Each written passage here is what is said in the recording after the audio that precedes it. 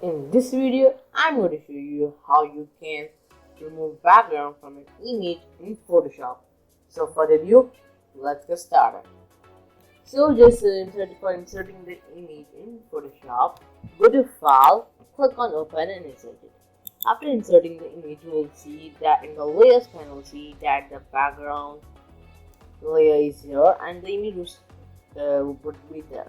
For example, if you want to make any changes and all, you have to change the layer to background layer to normal layer unless and until it is changed. Okay, means if you want to edit and all. So for transform it to normal layer, just click on this lock icon and drag it to brush. After that, you will see that the background layer is equal to layer 0. Okay. So for our this first step is over. So now just go to Object Selection Tool from here.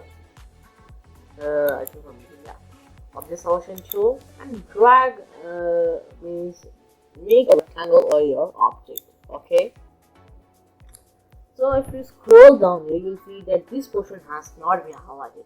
For that, just go to the Object Selection Tool, right click on it, and you can see there's a quick selection tool. Just click on that. And there also there's a circle around there. You can increase or decrease the circle using these brackets. I have to do so much minimum here. I want to increase it so that I can show you. You can see this I have been increased so much. I can decrease too. Okay. For example, for adding this, I have to like this plus icon. What also wanted to remove it. Just click on this minus button from here. You can also even decrease it to the size. You can do it on this option. You would increase it to this much level. I'm just going to increase what it is. Yeah, this would work. So just I'm gonna to zoom it this little bit from here. Yeah, this looks better. This I'm going to put minus as this time we have written this. Okay. So this would look better, and this again this panel. Yeah. Okay, this is better.